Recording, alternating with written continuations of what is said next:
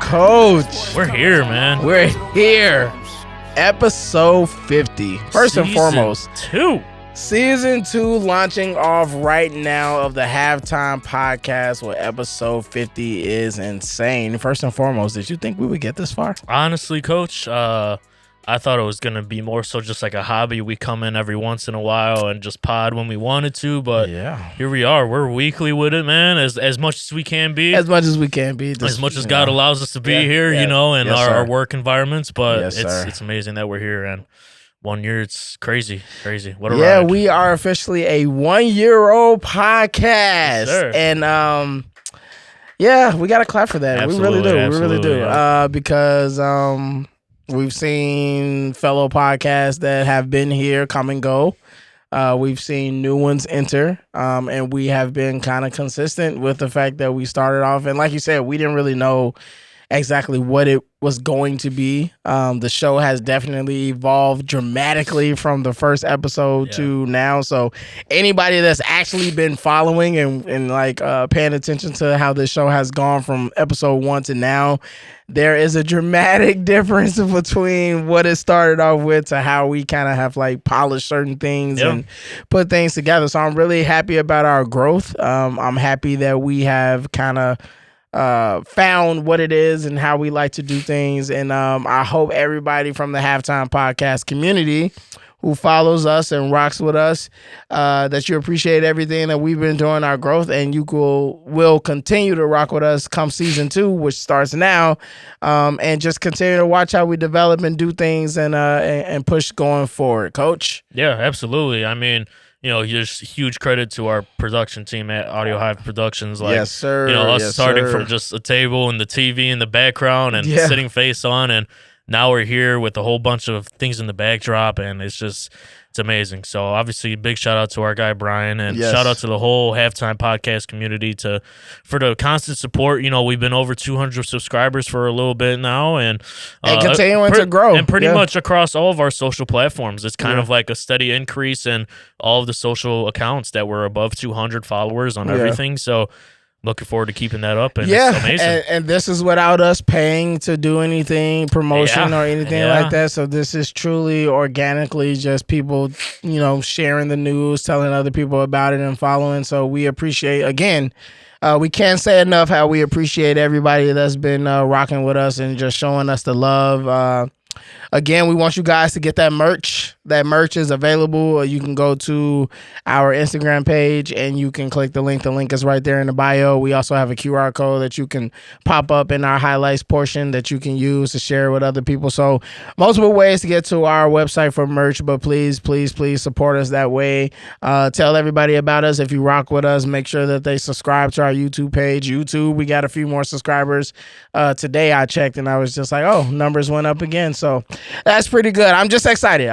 Season 2 is here. Let's talk about the merch real quick. We do have some promo codes for you guys. Oh, yeah, we do. And it is on one of our Instagram posts, but figured I'd say it right now. Yeah. Halftime 5, all right? The word Halftime 5 gets you 5% off any purchase. Halftime 15 gets you 15% off your purchase if you spend over $100. Yep. And Halftime 10 gets you 10% off and free shipping with at least a minimum purchase of $70. All right. If you need to hear that again, go ahead, rewind the video. But just Halftime, one word, and whatever designation discount percentage you're looking for, that's what we got for you. So go ahead, use those promo codes and order up, man. We're loving what we're seeing, and hopefully we get some of those orders pumping in. But without further ado, let's get into the show, Coach. Let's get into it. Let's start off first. We're going right into our halftime conversations because we just kind of want to talk since we're celebrating our turning 1 year old. We just want to kind of talk about some things. One specifically, when we get to it, has been kind of on the docket. We've been kind of circling around it, trying to avoid it because it gets us a little turned up. But we got to do it. But first and foremost, let's talk about the shocker of the WNBA playoffs, and that is the fact that the Phoenix Mercury has eliminated the New York Liberty in a 2-1 series win. I did not see that coming. We started this year off when we were talking about the WNBA, about how there was a possibility and potentiality for the Liberty to repeat as champions. And I was impressively shocked by the fact that the Phoenix Mercury put belt to ass and got them up out of here. So that leaves me feeling like there's a chance that potentially maybe the Aces have a chance to get back to the top of the mountain yet again and win a championship, because I am still under the belief that the biggest team that was threatening them were the New York Liberty. But now that they have been eliminated, not saying that the other teams don't have a chance or a shot, but it's just something about those teams that have already been there and done it that gives them a little bit of that edge when it comes down to playoff play. And I think that now bodes well for the Las Vegas Aces that the New York Liberty are now out of the playoffs. But what do you make of the Mercury putting belt to ass to the New York Liberty and getting them out of here and sending them home? Yeah, I mean, definitely a big shocker. You know, I don't think anybody predicted this coming into the season. No. We definitely thought we were going to get essentially a repeat of what we have been getting the past couple of years. Yes. But here we are. You know, the Mercury are advancing to the semifinals for the first time since their 2021 WNBA Finals run. Yes. And they get matched up with a really tough opponent in the number 1 seeded Minnesota Lynx. I think it's going to be an absolutely crazy series. I love the Lynx and their just style of basketball and the way they play. And I think the Phoenix Mercury will give them a run for their money. I don't think it's going to be as they showed in this series. It's not a walk in the park to get through this Phoenix team. They're very tough, and New York found that out the hard way. And I think Minnesota's going to walk into that game 1, and they're gonna see some of that as well. And there's going to be some hardship. There's going to be a lot of times they're going to have to battle it out. And I wouldn't be surprised if game 1 went to Phoenix, just carrying off of this momentum, and possibly Minnesota being caught on their back foot, not necessarily prepared to play up to that standard that Phoenix has established right now. But what are your thoughts on that? Of course.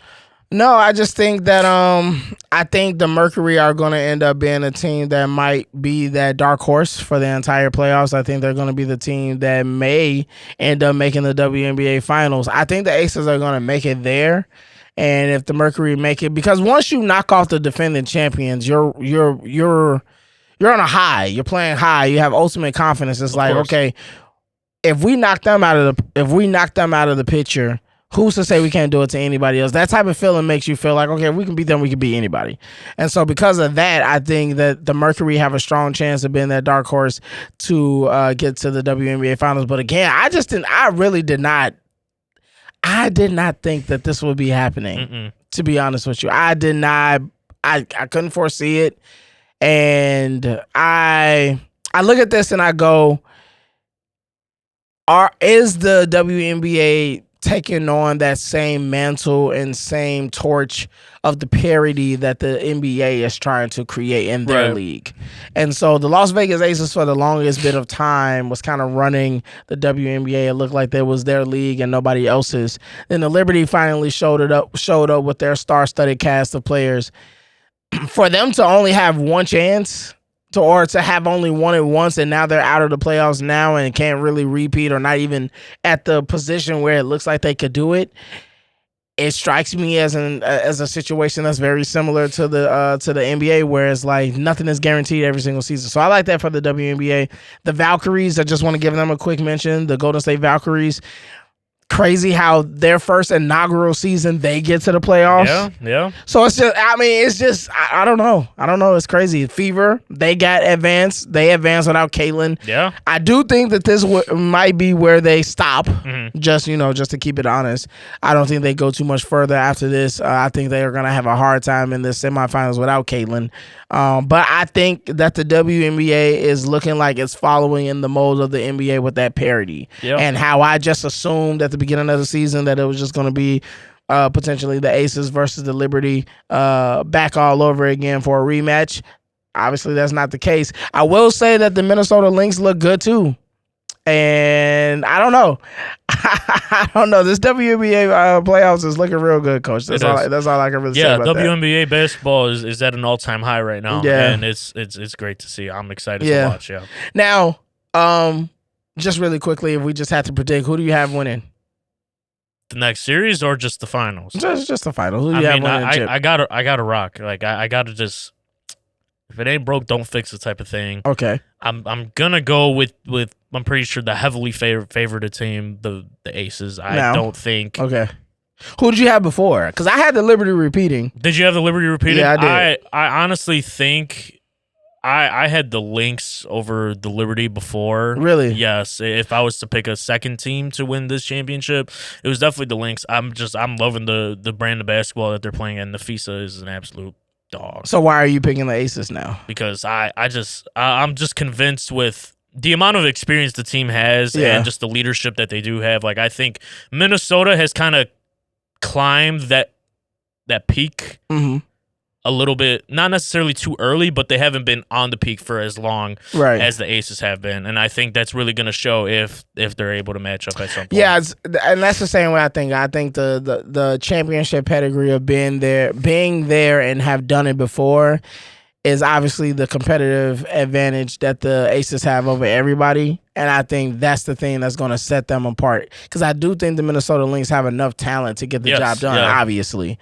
But I just think because they haven't been in these situations before, it might just turn in the favor of the Aces because they've been there, done that. And that was the only reason why I had the Liberty being able to repeat, because I felt like that competitive advantage of being there and have done that, they share that same thing with the Aces because they obviously beat them and got there and, did everything. Yeah. So I felt like because they had been there before, that competitive edge was kind of balanced between the Aces and the Liberty. But now that the Liberty are gone, the competitive edge of being there and have done it and understanding what it is like to be under that pressure, all of that favors the Las Vegas Aces now. So we'll see how that comes out. But congratulations to the Phoenix Mercury for getting the New York Liberty up out of here and moving on to the semifinals. And we will be looking forward to seeing if they can keep this going. Yeah. All right, Coach, let's finally get into it. We have been waiting a very long time to do this, but first and foremost, let's always remind everybody to follow and subscribe to the Halftime Pod on our YouTube page. Make sure you're clicking and subscribing so that way you can stay up to date about everything the Halftime Podcast is doing so that you can become part of the community and family, and you can always be tuned in to the best sports coverage on all digital platforms. And just to remind you that all of our audio podcasting is all available on Apple, Spotify, Amazon, any place that you stream your podcast. We are there and available for you if you do not want to watch our video versions on YouTube, as well as following both Coach and I on our Instagram pages. You can follow me, Coach Malcolm, at Coach M_got it, and you can follow Coach Conrad at Coach KDZ if you just want to go back and forth with us about some topics or some highlights or things that you want to throw our way, or if you want to talk to us seriously about opportunities for AAU or training or anything like that. We are always open and available to talk about those things. So again, you can follow me, Coach Malcolm, at Coach M_got it, and you can follow Coach Conrad at Coach KDZ. All right, Coach, we have to do this. We've been holding off on this because... Well, we're going to hold off a little bit more because I'd like to talk about week 2 in the NFL really quickly. Oh, my God. All right, we're going to... I want to get into it, but that's fine. That's fine. Let's talk about week 2. Yeah, let's just recap. Really quickly. Yeah, did you have any surprises from this week? Surprises. Only surprise for me was how well the Seahawks played against the Steelers. Okay. I didn't see that particularly coming because the way that game started, it felt like the Steelers had momentum. Yep. And they were going to be able to walk away with a victory. So the fact that the Seahawks came back was very surprising, and I didn't necessarily see that coming. Outside of that, I felt like Baltimore did its thing.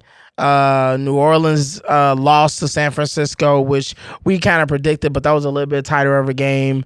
Dallas squeaked out in an overtime victory against the Giants. That was a great game. We picked Dallas to win. I just didn't think it would be as competitive as it was, which was kind of insane. I didn't think it was going to be that competitive. And then you have the Falcons handling the Minnesota Vikings. Yeah. J.J. McCarthy got hurt. And he didn't look good. And all he that.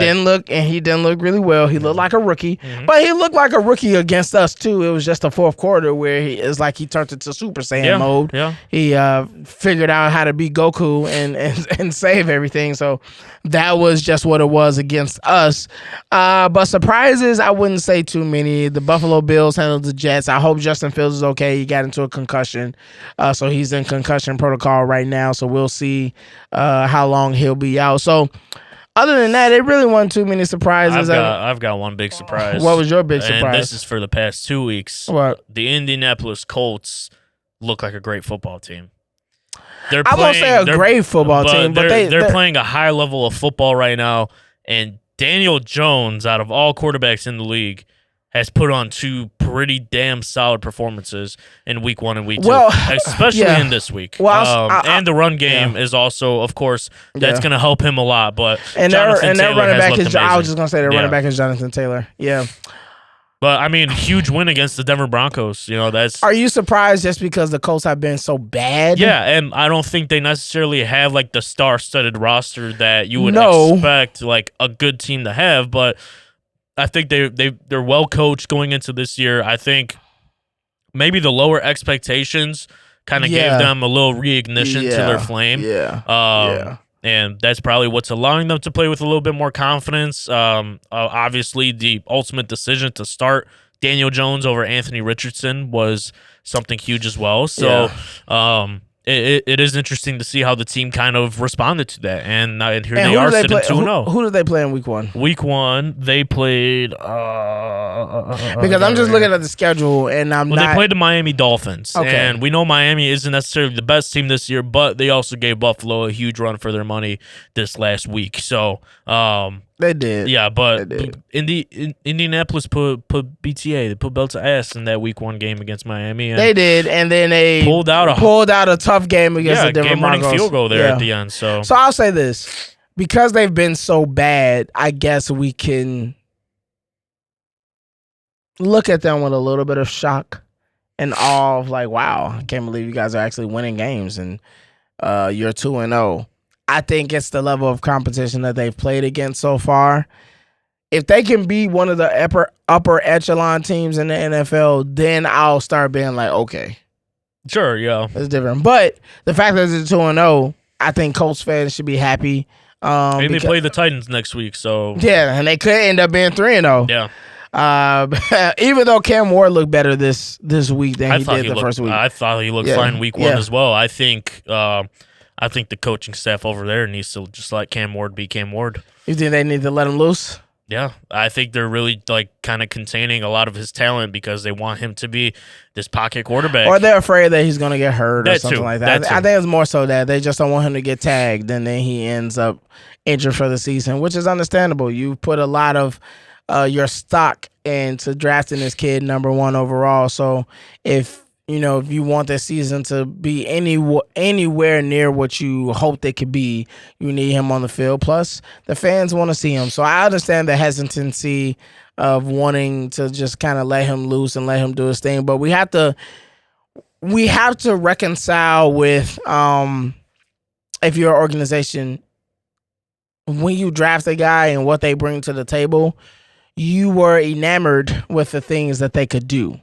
So if that's the case, don't bring them in and try to completely change them to something that didn't make you draft them in the first place. Yes, exactly. And I think that has been a running thread with a lot of these quarterbacks that have been coming into the NFL over the last couple of drafts, where it's teams doing their damnedest to just completely alter the play style of the quarterback, and it's just like, but you didn't draft that kid under that type of play style. You didn't draft them, doing those type of things. You drafted them playing a certain type of way. So why are you so just steadfast about we need you to play like this? We need you to do this. Again, I think that conversation is really like that's just them taking talent over scheme fit at that point. And there's teams that will. And I agree with you. Yeah, I agree with you. I feel like I agree with you. That goes for a lot of different teams across the league that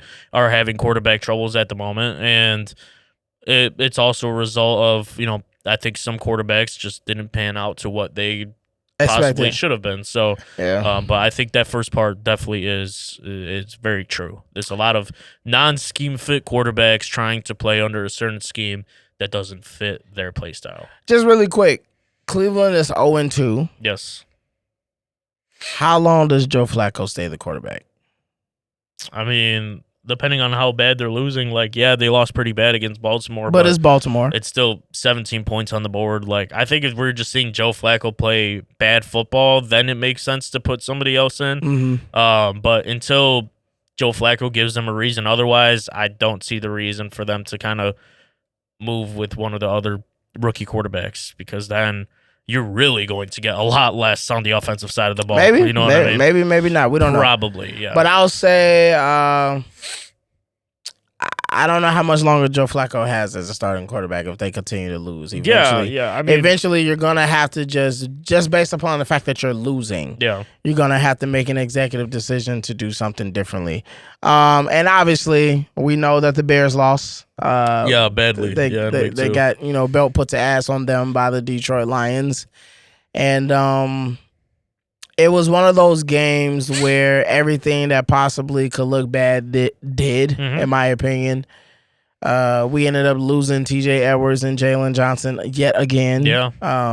I feel like they kind of rushed themselves to come back for this game because it was such a big game, which I'm kind of upset a little bit that we made this game bigger than what it needed to be. I get it that it was Ben Johnson's return back to Detroit. It was the first game against Detroit, and we wanted to win. We wanted to make a statement, and Detroit said the same thing about how this game was such a big game to them, especially coming off week one, their loss to, I think they played Green Bay. Yeah. And so they wanted to beat us as well. So I don't like the fact that we rushed those guys back, and I think that's going to hurt us for the rest of the season, that we kind of rushed those guys back to kind of play this Detroit game and still to end up in a situation where we lost 52-21. It's absolutely insane. Yeah, I mean, I think with the two injuries, I'm not sure how much of the rush back it was for TJ Edwards. I think it was a little bit rushed as well, but I think for Jalen Johnson, there was a lot of questioning going into week two, seeing where he was at. I mean, it was possible he was going to play week one, so it kind of made sense that going into week two, he should have got the start. But, the injury ultimately was a different injury than what he had previously. So it wasn't because of something lingering. It's a new injury to the groin. So that's interesting to see. Do I think they rushed him back? Absolutely. But at a certain point, like, I understand the amount of not rush, but I mean, it's like you got the time's clicking. You only have a certain amount of games this NFL season to be able to win games, and especially division games. And I don't necessarily think this was about Ben Johnson and the Bears playing against Detroit. I think it was just Dennis Allen needed more help on this defensive side of the ball because they looked horrendous. Well, if you wanted to give Dennis Allen some help, you should have traded for Micah Parsons, or you should have just made any type of edge rush move that's not Dio. And we're gonna get into this because I think we're good on week 2. Yeah, let's go ahead, pivot over. Let's get into the Chicago Bears talk. Yeah. So let's talk about this first and foremost before we finally get into this. Yeah. As everybody knows, season 1, we had a litany of Chicago Bears conversations, a litany of blow-ups. We almost got kicked out of this building. Yeah. Because we got so heated and so passionate during the last call of Hallis Hall about our Bears talk, and that was episode, I think 15. Last call at Hallis Hall. We had a couple more episodes before that, but we last season debated a lot about the structure of the Bears, about the players that we had on the field, about our offensive line not being good, about the coaching staff not being, I guess, smart enough or not having the depth to provide the type of coaching and training and schemes and different things like that to make this team a formidable defense and offense. The defense was obviously a little bit better than what we've seen so far, but idealistically, it wasn't as good as we needed it to be, especially with the fact that our offense was so lackluster. We debated about Caleb Williams and whether or not he was a good quarterback or if he had a chance or a shot. I, consistently screamed to the top of my lungs about how Justin Fields was never given the opportunities that Caleb has in front of him, the weapons and different things like that. But we were so quick to move on from Justin. And now that we got Caleb, my patience with him obviously was a little bit thinner because it's just like, well, if we let go one guy who many fans felt like had an opportunity but was just given a raw deal, you coming in, you're supposed to replace him because you're this wonderkin. Show us what you can do. And so far, or at least last year, we really went back and forth about whether or not he was doing anything, doing much. We argued about his stats, and my statements were just pretty much like I thought he got a lot of his stuff in garbage time when we were on our way back or when teams were already taking their gas, their foot off the gas and different things like that. And so here we are. We sat on this for the longest of time, whether or not we were going to, get back into a full Bears conversation. And here we are going to do it. So we're going to try to be as tamed as we possibly can. I think we have matured. We are now one. Yeah. So we are not 4 weeks old. We are not 4 weeks old anymore. No. We are now one. So we have fully matured into our early adolescence. So I think we can manage to do this one with tempered passion. Yeah, I believe so. That's the best way that we can do this. But I want to start off with saying that my concerns with Caleb are still there. We talked earlier when we were going to say expectations for the season. So I remember specifically saying that my expectations for the Bears this year was that they were going to have 10 wins and that they needed to get to the NFC Championship. My reasoning for having to say that they needed 10 plus wins and get into the NFC Championship was based upon the model that I felt like was set by Jaden Daniels and the Commanders last season. Based upon the fact that Jaden Daniels was the number 2 pick and Caleb Williams was the number 1 pick, and arguably we can say that the rosters between Jaden Daniels and Chicago and what Caleb had from last season, many probably will argue that Caleb had a better roster based upon names than what Jaden had. Some people might argue against it, but I would say that Caleb on paper had a little bit more talent than what Jaden Daniels had. And for Jaden Daniels to accomplish the things that he did and Caleb to not accomplish those things, in my mind and for me, was problematic. So I came into this season saying, based upon that metric, based upon also what CJ Stroud did, between those two individuals who went into their rookie seasons and did great, I expected in year 2 for Caleb to give me a little bit of that. So, yeah, I set the benchmark of 10 plus wins and NFC Championship. Now, was that a little hasty? Of course. Was it a little bit of me trying to poke fun at the fact that I wanted Justin Fields and I'm not the biggest fan of Caleb? Absolutely. And I admit that. I'm honest enough to say that. But I also think it comes with a little bit of merit and understanding of like, well, we have more talent. We did get more talent on the offensive line. We have more weapons for Caleb to throw to. Caleb is now in year 2. We have the head coach. And we could talk about that too when we get into that, because I was not necessarily so gung-ho about getting Ben Johnson. I was more so happy or more so aligned with saying that we needed somebody like Mike McCarthy. And I remember saying that I felt like because of Mike McCarthy's past history and being a champion and being a head coach, he would be able to come into this situation and know how to lead it a little bit better than Ben Johnson. And so here we are. Ben Johnson is the head coach. Here we are, Caleb, still showing the same signs of what I saw last season, which is when he's on time, he's terrific. He is exactly what you thought he could be when you had all of the write-ups and all of the people giving their opinions about why Caleb Williams should be number 1 and why he's the best quarterback coming out of that draft that year. But when that script is over with, when that 15 plays that is designed throughout the course of the week and you practice and you just get to start playing what they say is football and you got to adjust on the fly, you got to see things on the cuff and you got to play off the cuff, it gets bad very quickly. Very, very quickly. It gets very inconsistent. Efficiency goes down. We don't score nearly as much. The offense looks very stagnant and it doesn't look fluid anymore. Trouble getting calls in, lots of penalties, different things happening.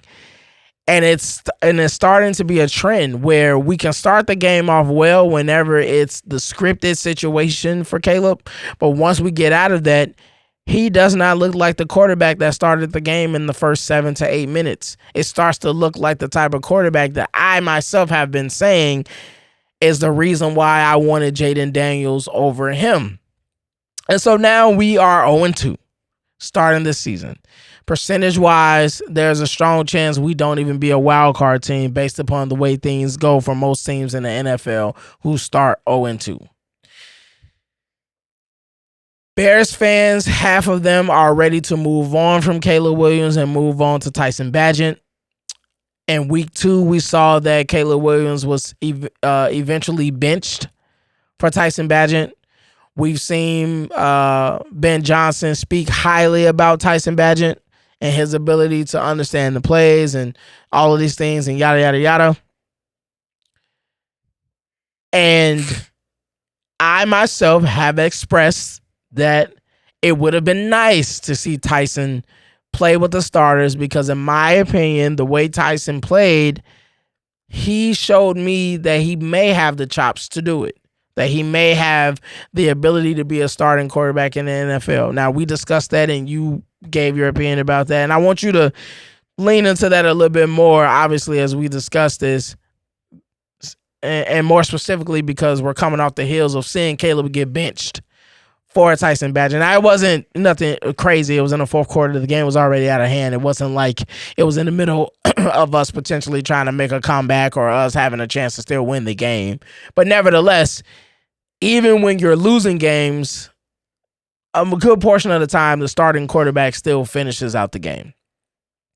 So now that we're 0-2, chances of us making a wild card, chances of us winning this division, which is already tough, seems to be unlikely.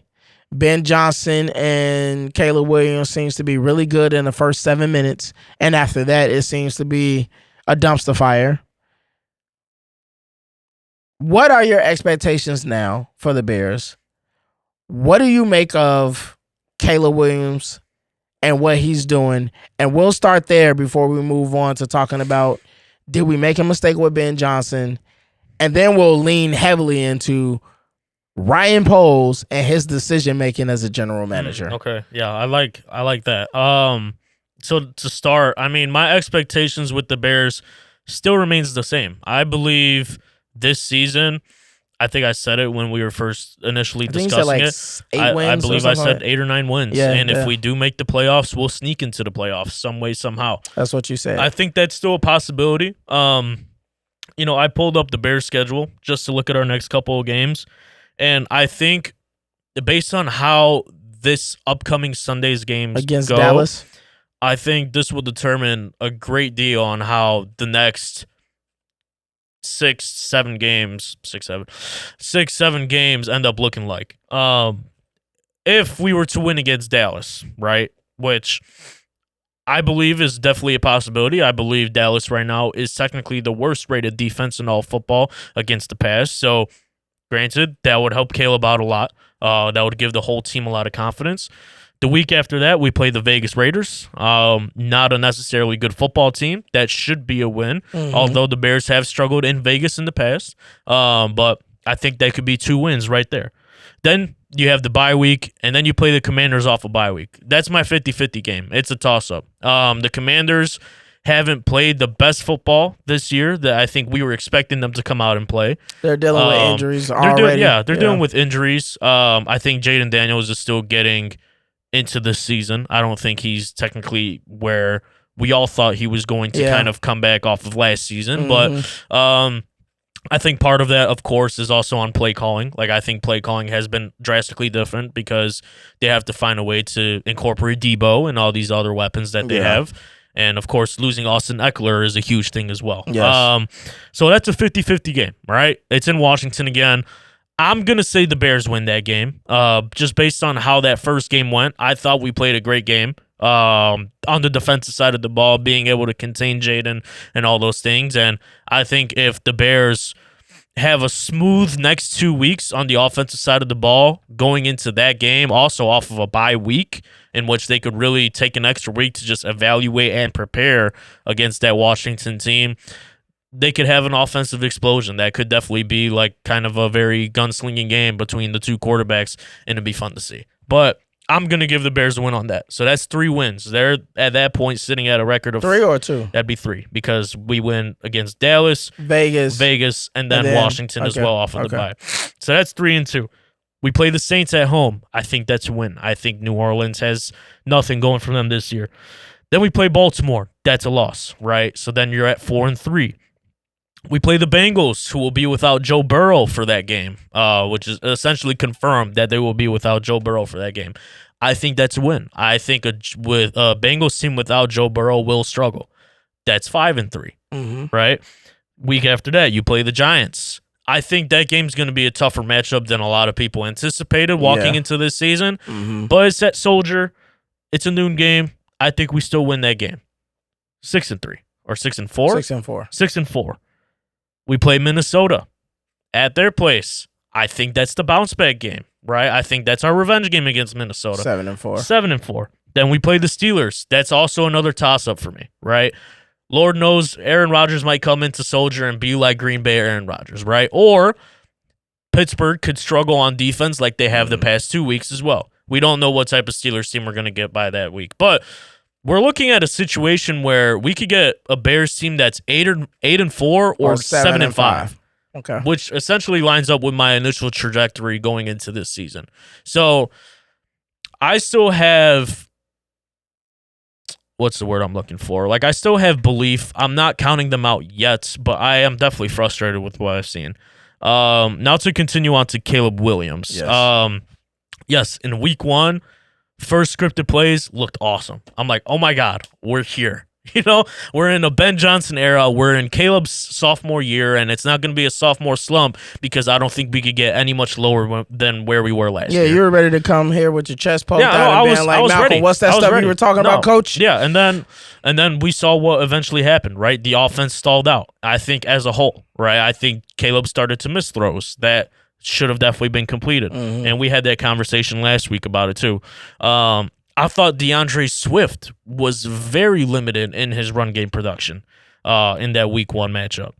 And then we go to week 2. Again, the first scripted plays, like you mentioned, looked great. Rome Odunze looked phenomenal that whole entire game. Detroit couldn't guard him.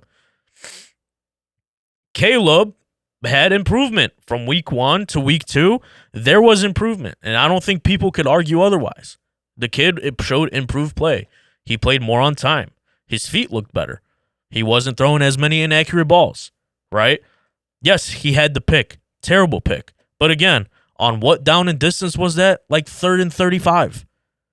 That's my story of last week's game. But he also missed other throws. Yes, correct. Yeah, and at that point, it was like, yeah, we were starting to get blown out. I think everybody was frustrated. Caleb, and here's my thing with Caleb and what I need to see growth in going into this week. You know, we talked about the growth from week 1 to week 2. Now my growth I need to see from week 2 to week 3. When things start to not click, right? When the offense starts to get stopped, I cannot see Caleb start to revert back into his old habits, which is what we saw in week 2 and in week 1, right? When the script goes off, right? We score. And then, okay, maybe we have some success on a drive and it's looking okay. And then, you know, like week 2 against Detroit, DeAndre Swift fumbles the football. Right. Okay. We come back down. We couldn't get into a groove after that on offense. So, like, and then from there, Caleb starts to do too much. Caleb starts to not try to play from the pocket. Caleb is taking too long to throw. Caleb is throwing inaccurate balls. Like, that's what I really need to see from Caleb Williams, and that's like the part that is impatient with me. And I think is where the main impatientness comes from a lot of Bears fans is, yes, I understand awesome that he's playing on time and great within the script. And even you could argue for the first half of the game, right? Because even in the Detroit game, right? I mean, I think if the time clock situation was different and they didn't screw that out of bounds catch that the Detroit Lions player made, we'd be going into that second half only down, I believe, a touchdown, right? Or maybe 10 points. Different ball game at that point. But I cannot see Caleb go back.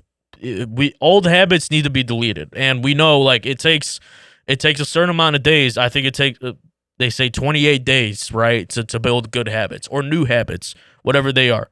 It takes 28 days of that same repeated action. So again, we have to see what goes on against Dallas. I mean, granted, worst pass defense in the league is what they're saying, right? Let's see it. There can't be an excuse coming into this game now. You're going against Matt Eberflus. You know the type of defense he likes to call. He doesn't blitz you, right? This should be a game where Caleb, the passing game, really excels, right? There shouldn't be any talk of, damn, Braxton Jones is getting gunned again off the left side. Or we missed another blocking assignment on our B gap on the right.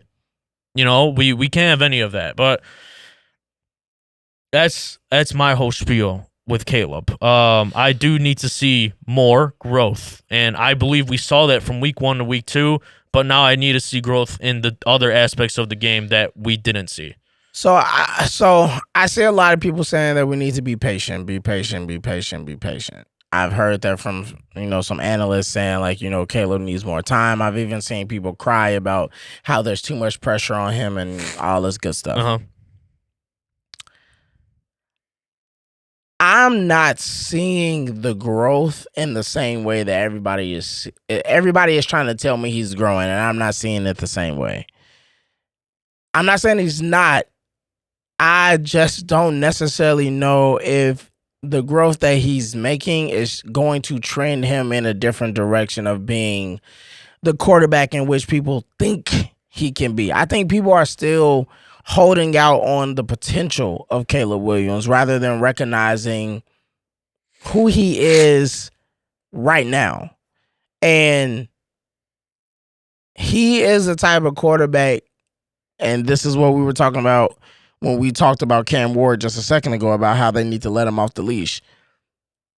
Ben Johnson is trying to get, same thing with Justin Fields. They're trying to get a thoroughbred to stay in the box and not run and not do what they do. Caleb has played his entire life as a wild horse. He has not played football in any tame fashion. So trying to get him to do that now, I feel like is the greatest hindrance. You're going to have to, if you want Caleb to be Caleb, the Caleb that you got him from USC and who you thought was going to be this great player and all these other things, which it's still possible for him to happen. You're going to have to just let him do what he does best, which is get out the pocket, scramble, look outside, and different things like that. If you try to contain him and maintain him in this pocket, I think you're going to continue to see the same struggles because you can't script the entire game. Yeah, no, obviously you can't. Yeah. Yeah, you can't script the entire game. So because you can't script the entire game, you're asking him to get outside of that script and still maintain being tame, to still act like the script is there. He's good with the script because he knows I got to go. I'm going here, boom. I'm going here, boom. I'm going here, boom. Once you get outside of that, now you're leaving it up to him to recognize this play call and where he's supposed to go every single time. Those first 15 plays or however many it is, 12 to 15, are practiced throughout the course of the week. So he's been practicing where he's supposed to go. It's like doing a stage play. And you have the lines. You've been practicing this, boom, boom, boom, boom. Then you get on stage and you're with another actor. And you start to notice that, they're not giving you your cues like you normally get. The cues aren't hidden like they're supposed to for you to be able to say this line and say that line. The best actors in the world and actresses know how to improv, know how to keep the scene going, knows how to get it back, knows how to even cue that actor or actresses that may be missing it, how to get them back on mark. That's what Caleb is missing. Caleb is missing that ability to get everybody back on mark because he can't improv. He can only improv if you just let him do that from the beginning. Take away the script. Leave all the lines over there. Tell me the scene. Say action. Boom. The scene is you versus the Dallas Cowboys. Sunday, 3:30. Boom. Go. That's it? That's all you got for me? Yeah. That's it. So I can just go out there and do me? Yeah, Caleb. I think that's how you get the best version of Caleb. Now, does that mean we're going to win? I don't know because we have yet to see it yet. Exactly. Right. Like, I can't guarantee it's going to look great because we've yet to see it be done that way. But I think that is the only way that you can get what you hope that you can get out of Caleb. And I think that is something that has to be discussed when we're talking about when drafting these quarterbacks. Yes, you want the best talent, but you also got to get the talent that makes sense for what you're going to do. If you want a vanilla Peyton Manning, Tom Brady type quarterback, then don't draft the Justin Fields. Don't draft the Caleb Williams. Don't draft the Cam Wards. If that's the type of quarterback that you want. Don't go draft the type of quarterback that can run a 4.2, 4.3 and a 40-yard dash and be like, but hey, hold on now. Act like you can really only run a 40-yard dash with 7.2 seconds, all right? Stay in this pocket. Like, no, don't do that because that undermines the value in which they bring to the football team. And it undermines exactly what has gotten them to this point. It undermines everything that has technically got them to the NFL, to be poached into college from high school and getting scholarships, NIL deals. The things that got them this notoriety is not standing in the pocket because had it been that, then we wouldn't be talking about all of their athletic abilities and different things. We would know like this is a pure pocket passer. We don't have to worry about them scrambling. They don't do that. They stand in the pocket and they make throws, boom, boom, boom, on time. We have yet to even see those type of quarterbacks even still in college right now that just stand in the pocket and get the job done from there. We haven't even, I don't know the last time we talked about a quarterback that did that in college for real. That was a pure pocket passer that was coming into the league. Maybe the last person could have been Andrew Luck. Maybe. quite possibly. Yeah. Yeah. And so I think that is the biggest issue. Second to that, his D-ball inaccuracy is something that still has not been fixed. I don't know what it is about the D-ball, but he has no touch. He has no touch on it at all. Very seldomly is he able to make those connections. Now, granted, sometimes we could say it's because he's scrambling and he's throwing things off his back foot. Other times his feet are a little too happy, so his feet don't get set, and that's why things sail. Okay, all fine and dandy. But if that's the case, and we knew this from last season, then now I have to start questioning, well, who's working with his mechanics? Who's helping him understand the type of touch that he needs to have on his throws when it comes down to the deep ball? Because 5 to 15 yards, he's money. I have no complaints. 5 to 15 yards, he's money. He's accurate. He gets you. But once you get past that 15-yard threshold and you're talking about 20, 25, 30, it starts to get murky very, very fast, very, very quickly. And so my concern is he has a knack to go big game hunting without having the big game hunting ability as on a consistent basis. Similar to Joe Burrow. Joe Burrow gets hurt all the time because he's always looking for the big play because he can make the big play.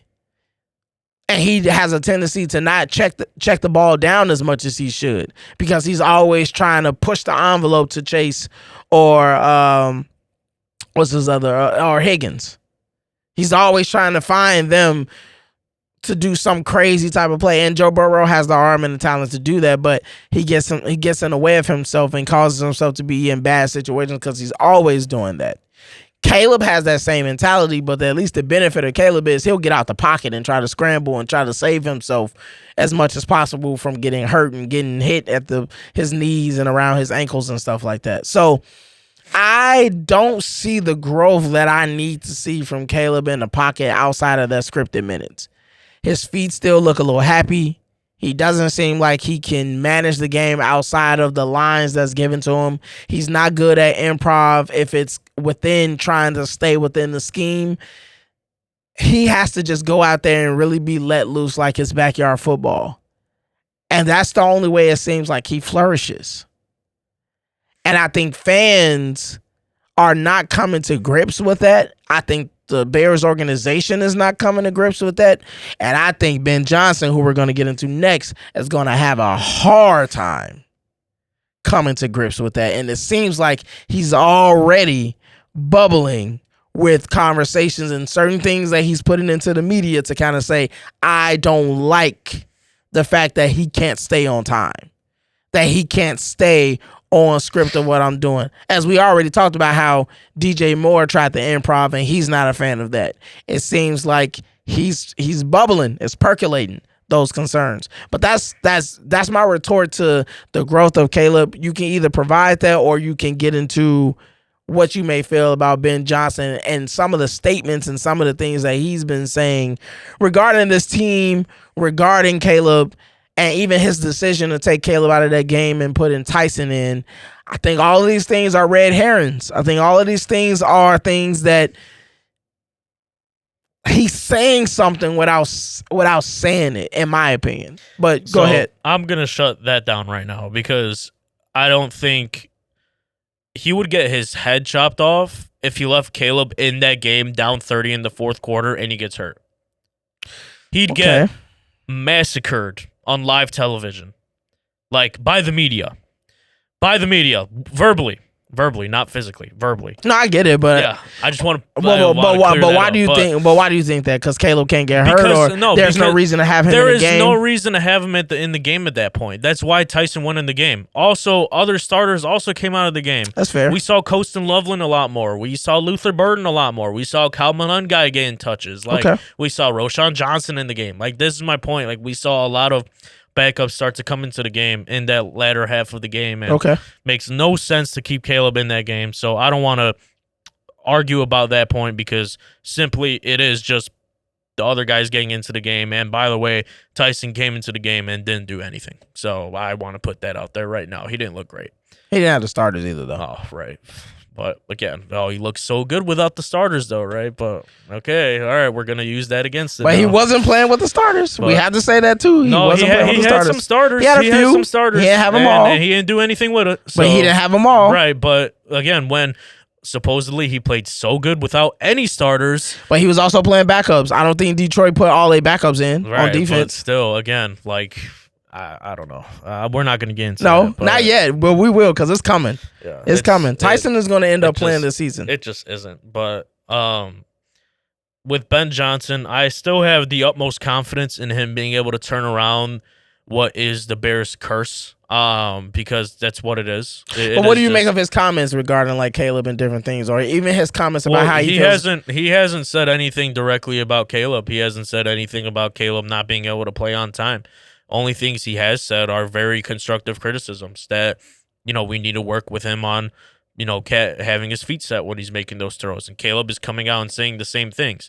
What I do want to point out, and what I think is a really big problem in this Bears organization, and it honestly connects with the last portion of this conversation of Ryan Poles, Ben Johnson in his last presser, are not the last one that happened yesterday, but I think the day before, he said that our practice habits do not reflect those of a championship-winning team or a championship, competing team. He's responsible for that. Okay, but at the same time, who has the free will to come into practice and do however it is they please? The men in the uniform, right? The men actually putting on the pads. The men putting on helmets. I don't want to hear that. I think it's very telling that Ben Johnson, I don't necessarily think it's him ratting out his players to the media. I think he was just using the media to speak to his players, being like, yo, we need to improve some of our habits coming into this upcoming week because what I saw last week is not good enough. But whose fault is that? Are we just going to point at Ben Johnson? Because he's the head coach. I think we could have multiple people we could point the finger at. Really? I mean, he's the head coach. He's responsible for setting So the Ben, tone and culture of okay, practice. all right. So coach, as a coach, yes, you're responsible entirely for, let's say, what one of our kids, let's say our number one kid walks into the gym and he has a bad attitude today. You're responsible for that? no, I'm not responsible. You're for responsible if Let he's me, not playing the help side because he doesn't feel like it. Let me answer. I'm not responsible for his bad attitude, but I am responsible on how I respond to his bad attitude. Okay, so again, let me get back into the whole thing about how habits are developed. Habits are developed over at least a 28-day period of being able to do the same thing over and over again, whether it's good or bad, right? Some of these guys have had bad habits, I believe, for multiple years in their league, right? And that, again, different conversation for a different time. But the way I'm stemming this into the Ryan Poles conversation, I think our guys that are making the money on the team right now should not be making the money on the team right now. So you think the guys that's making the money are the bad habit guys? Absolutely, I think so. Absolutely. Very interesting. And you already know one of the names I'm going to say. Who? DJ? You damn well know it. You damn well know it. Bro. I think. Why? Because Caleb has a rookie connection with Roma Dunze? No, I don't think that's the thing. I think DJ's unwillingness to block in the run game, I think that's a huge thing. Okay. I think DJ's attitude when he doesn't get the ball is a big thing. I would have an attitude too if I'm wide open all the time and you're always missing me. I think I'm just thinking personally, when I've been to 2 training camp practices and seeing the amount of effort DJ Moore puts in versus other receivers is very telling. I think that's a huge thing. Okay, let me ask you this. But let me ask you this. Because I honestly think in those comments with Ben Johnson, I think a lot of it, and truly, like, I don't think it's necessarily a reflection of some of the younger guys' practice habits, although they could be. Like, maybe Jaquan Brisker is one of those guys, right? Maybe necessarily he isn't putting up the type of practice reps that they would like to see, right? If it's DJ Moore, I think another guy that he's probably calling out is Montez Sweat. Where the heck has he been? I think he's the highest earning player on our whole damn team, and he can't produce against one-on-ones. And I think that's a reflection of not only maybe lack of genuine skill, but also bad practice habits. If you have a bad practice all week, you know how that reflects on the game. So my whole thing is, if we're going to take the word habit means this has been perpetual, right? It doesn't mean that it started yesterday. This is perpetual. So if this is a habit, that means you, as head coach Ben Johnson, has been watching this play itself out for the umpteen amount of weeks, and you're just now addressing it in week 2 of the regular season of the NFL? Because I think he expected a difference to be made already, as in there should have been a change in a lot of these habits. Then that goes back to my point of saying that's all on Ben Johnson. Like, I'm not having that conversation. I'm not hearing that. So. It goes back to my point of saying why I didn't want him in the first place and why I wanted Mike McCarthy. Oh my God! But because again, because Mike McCarthy was gonna come in here, put his foot down, and be like, DJ Moore, block the fucking cornerbacks, and he's gonna make a big difference. Because it's somebody that has experience and understanding how to set and understanding how to. It has somebody that knows how to set a culture. Somebody that already has practiced how to manage egos. Yeah, because Mike McCarthy has been so beloved in every single franchise he's been in. I'm not saying it's been beloved, but what I'm saying is he has the experience and understand how to do it. Ben Johnson has no experience in this. You can see even in week 2, he's already getting flustered with questions. Like, you already getting upset. What are they supposed to do?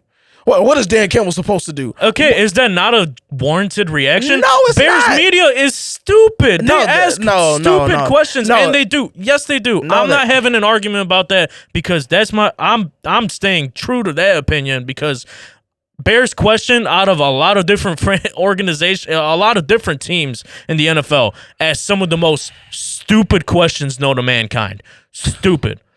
They could not get off the fact that they had to ask 4 separate times and essentially got the same answer all separate times about Tom Brady calling this game and him being a part owner of the Raiders. And does Ben Johnson have any concern of that going into week 4? Yeah, I get that. And all I'm saying is, at the end of the day, with Ben Johnson, and just quickly saying about that. Yeah. I understand that you don't want to say it's his fault for guys' practice habits, and that's fine. I believe it is because he's the head coach. It's a habit. So if you've seen this habit, don't wait till week 2 to address it. If you think these guys are not going to be helpful on the field, then take them off the field. It's very simple. If I see a guy that I don't think is giving me what I need, take him off the court. So you think he All right. Is he the head coach or not? Okay. Can he not take? Yes, he absolutely. So can he say that these guys can't play? But another question for you: is the NFL a business or not? So we're telling me we're gonna pay. All right, so let me. No. Before we move on, are we gonna pay DJ Moore $30 million to sit on the bench? Is that what we're doing? If we have to, we trade him. But my point is this: if he's not helping you, then trade him. That's a conversation, and that might be a conversation, and that might be a conversation, and that's fine and dandy with me. But I don't blame DJ Moore. I blame the Bears organization for some of the dumb moves that they've done. Okay, and all fine, of this. But I don't want to hear like this being put onto Ben Johnson again. It is on Ben Johnson because you're the head coach. To a certain, like, he plays a part, but he doesn't. Like, yes, he does. You're pointing the blame just at him. Assert your culture, and if you know guys from the jump of this is not working in the capacity in which you need them to be, then address that with your GM. Okay, just really quickly because we have to move on to the last portion. But I just want to talk about Ryan Poles really quickly before we even do that. All I want to say about Ryan Poles is this: people are on Ryan Poles' ass now because of his whole statement of like, we're going to take the North and never give it back, and he has not been able to accomplish that. My biggest gripe with Ryan Poles is that he tends to look for Boy Scouts. All we keep talking about is how we want high character guys and high this, and they do this and do this. Getting back to this idea of guys with practice habits, because this is a culture thing, and high caliber character guys. I want football players. You passed up on Jalen Carter to draft Darnell Wright, and Darnell Wright is looking like a bum. That's literally not. He's okay. You love PFF so much. He's a top 5 rated PFF lineman at the moment. Okay, cool. He's looked. We shut that down really quick. No, we didn't. This is what I'm talking about. Because man. PFF, we talked about how that grade is done, and that's not. We're not just going to cut and dry that. We're not going to get back into that because we talked about. So now that I get to use it's not no. It's not that. It's just that because we talked about the totality and how PFF is graded, and sometimes a lot of things go into play with PFF, and it ain't just this grade says this. You have to look into the minutia. Yes, how many snaps? Absolutely. How many negative plays? Okay, we don't have to continue so we don't have to do that. We agreed on that. But my point is this. Let's not talk about Darnell, man. But my point is this: Darnell Wright is a bum. Braxton Jones is a bum. You had a chance to get Jonathan Simmons. I agree with you. Had a chance to get Jonathan Simmons from Ohio State. You decided to get Colston Loveland, who has not been used. You didn't get Jalen Carter when we needed a defensive interior guy in presence, and you got Darnell Wright. Because that was a bigger need at that time. It was. Right tackle was not a bigger need than defensive interior. Was at that time. Okay, look at our defensive interior now. Our defensive line sucks. It's terrible. Okay, we're talking about now again. It was terrible then. Coach, relax. Like, we're talking about then when all the Bears were known for was its defense versus Justin Fields not having a single O-lineman on that line. And our defense was still struggling to get pass pressure. It was still struggling to do so. And you had Jalen Carter there, a blue chip player, and you passed up on him to get some bum at right tackle when the following offseason, you had all these guys at right tackle that you could have paid to get. And we passed up on all them because we thought Darnell Wright is the answer. The same way we passed up on another blue chip guy at a left tackle position to draft a tight end to stand next to Cole Kmet on the sideline. Okay, all but of Josh Simmons. Josh Simmons didn't go to pick 32 of the whole. He went to Kansas City. Yeah, pick like 31. And he's already a starter looking good. Okay. At left tackle. Great. But again, are we also going to ridicule the other 29, 30 NFL franchises? I'm not ridiculing. Now I'm talking about the GM of this team who refuses to address the actual needs that we have because he likes to be pretty and he wants Boy Scouts. Coach, I'm with you. Like I believe making the Colston Loveland pick was very irresponsible. All of his picks have been irresponsible when it comes down to what we need. Trading for Montez Sweat over Chase Young was irresponsible. That was irresponsible. I thought the Sweat trade was irresponsible too. Yes. So ultimately, yes, I understand why people are pointing blame at Ryan Poles and some of his decisions to want the Boy Scouts and stuff like that. But at the end of the day, ultimately, what I'm saying is this: We have the talent. We brought the guys in. We got the super squad of coaches and everybody in here from different names of every position. You got the wonderkin offensive coordinator, and things are still not going together. My biggest gripe for Ryan Poles this season was just not trading for Micah Parsons. Why couldn't you understand that you needed that opposite edge of Montez Sweat in order for Montez Sweat to be effective? Is insane to me. Or even not Micah, but any at least or any like somebody Pro like Bowler, that. you know. And at the end of the day, even with DJ Moore, people are mad at DJ Moore, whatever the case may be. He's lackluster. People got issues with him, but you also got to give him a quarterback that can throw the ball to him when he's open. Caleb has one connection with one player on this team, and that's Roma Dunze. Outside of everybody else, he has a weak connection with. So I don't know what it is about him and Roma Dunze, maybe because they got drafted together, and that's fine and dandy. But Roma is not the only player you have on the field with you. You got to get the ball to Komet. You got to get the ball to Loveland. You got to get the ball to Zacchaeus. You got to get the ball to Luther when he's in. You got to get the ball to DJ Moore. Would you like to hear my counter to that? What's your counter? It's week 2. It was just week 2. We're in week 3. Can we please like? Yeah, I know again, you want to play the patience game, and that's fine. I'm not mad at that. Look, my patience isn't with Caleb. My patience, like right now at this time, is with like Ben Johnson actually being able to do this whole culture sweep. Like I think the whole troubling issue was people really believed that we could have brought in a coach this year that would have changed the whole trajectory of the team this year. And his name was Mike McCarthy, but we passed up on it for Ben Johnson. Okay, but I'm going to respectfully disagree with that, and that's fine. We can agree to disagree. But my whole thing is we love to talk about the Detroit Lions, right? Okay, maybe because of that's where Ben Johnson has come from. It took them a year. We know. No, I'm not even talking about the offense. Like I'm talking about everything that they did. It took them a year. I'm talking about the things that they did in the draft. I'm talking about things that they did in the offseason. Like they had to build. I know. Rome wasn't built in a day. Coach, I know this. We know it took Detroit. So why are we having so much panic in week 2? Because the difference between us and Detroit is Detroit has zero expectations. They had the ability to start from scratch. They wasn't. And whose fault is it that there's expectations on this year? What you gonna say? Say Bears fans? I'm asking you.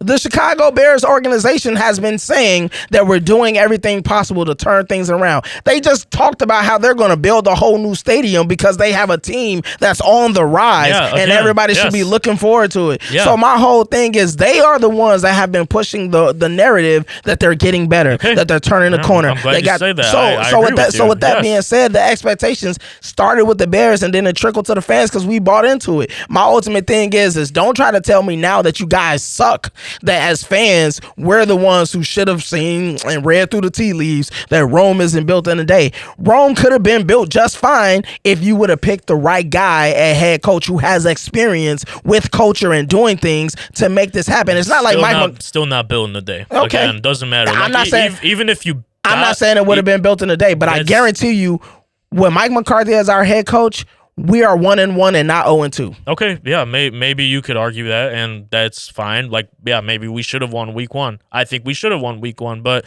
again, there was multiple different reasons why we didn't win that week 1 matchup. But it all starts with the head coach and the quarterback. At the end of the day, you could talk about Montez. I know the two guys that you didn't want on your football team. I know you didn't want either of them. No, I don't. So you have the big issue with them. Yes. That's why you don't like Caleb, because you wanted Justin Fields. I wanted Justin or Jaden. That is the only reason why you don't like Caleb. And it's not the only reason. Yes, it is. No, it's not, because I actually see the fallacies in Caleb Williams. And unlike many other people, but they're starting to come around, they're starting to see it too. And the ones that's going to be slow to the process and realizing the fallacies of Caleb, they're going to be the ones that's going to be crushed the hardest when they finally have to accept that we wasted our time with this guy as the number 1 pick. But let's move on to the halftime predictions, and let's quickly go through week 3 and just kind of suggest to our halftime community who we think may actually have a chance in week 3 to win some games. All right. That was talking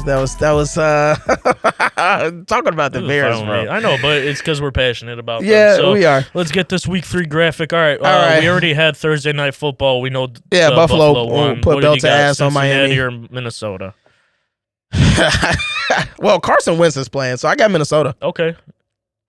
Yeah, I'll take Minnesota as well. Yeah, at home. I got Minnesota for that one. Okay, you got Houston or Jacksonville? Give me Jacksonville. Yeah, give me Jacksonville. They're playing good football recently. Brian Thomas has been concerning me though with his effort level. Yeah. Okay, Indianapolis or Tennessee? Tennessee is at home. I think Cam Ward gets his first win against Indianapolis. All right, So yeah. I'm gonna go Tennessee for that one. I think the Colts keep rolling, and I think they go 3-0. 3-0? Give me the Okay. Colts. Steelers, New England. Okay, I got Pittsburgh. Okay, yeah, I'll take Pittsburgh as well here. Yep. Green Bay, Cleveland. I got Green Bay. Green Bay. That's not even going to be a close game. They look like they're rolling. Yep.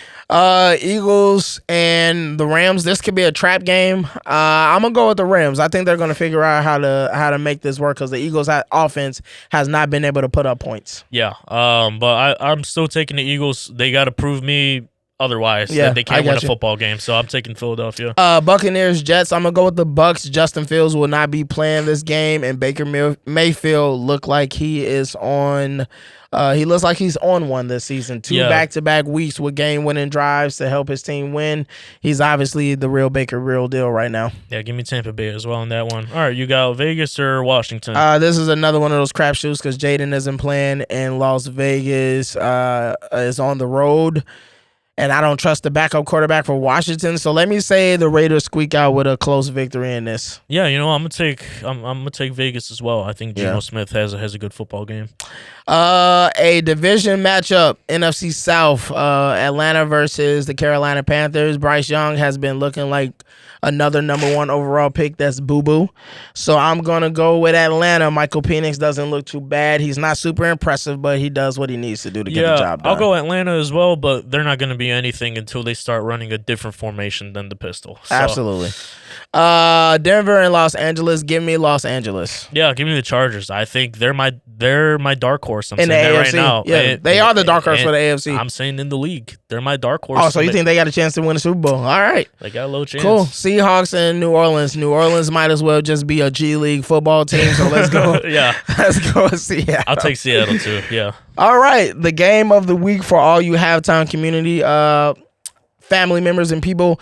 And I think it actually is game of the week as well. I think it is. I think it's marked as the game of the week. Dallas versus Chicago. Remind you all that are listening, make sure you send videos to us, tag us in it, let us know what your predictions are going to be for the halftime score. If you are correct, you will win a $50 gift card. So just remind you can either send it to me and Coach in our DM, or you can put it on your story and just tag us in it. That way we can see what your halftime score prediction is. We're going to do both of that and say who we think will win. I'm going to say Dallas will be up at halftime 17-10, and the Bears will win this game 21-17. Okay. At halftime, I have Dallas up 10-7. I've got the Bears winning the football game 24-20. All right. Moving on, San Francisco and the Arizona Cardinals. This is another one of those games where it can go either way, but I trust the coaching of Kyle Shanahan, so I'm going to go with the San Francisco 49ers. Yeah, give me the Arizona Cardinals. Kyler Murray's looking decent, and the Cardinals defense is actually pretty solid. All right, we got New York and Kansas City, which is a Sunday night game, which I am excited about because Kansas City is 0-2. New York is 0-2 as well, right?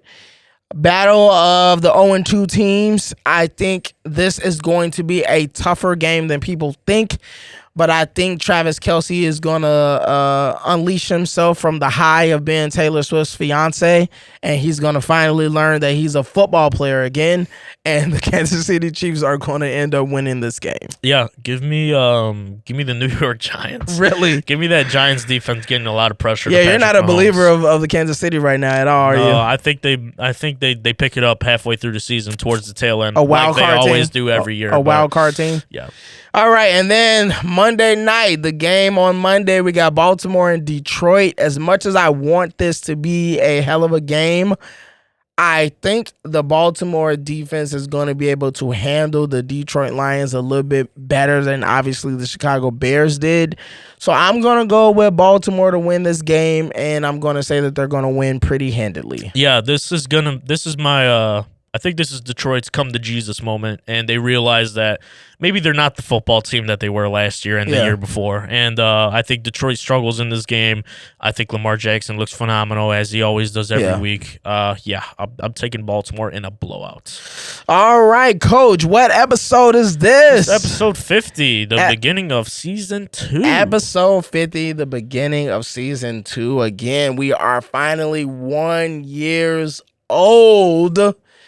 And this has been such a fun year. I mean, obviously, we didn't really know. We literally looked up one day and was just like, "Yo, this is our year episode that like kind of marks that we've been doing this for a year." And I was like, "Really?" And you're like, "Yeah." I was just like, "God damn, it's gone by so fast."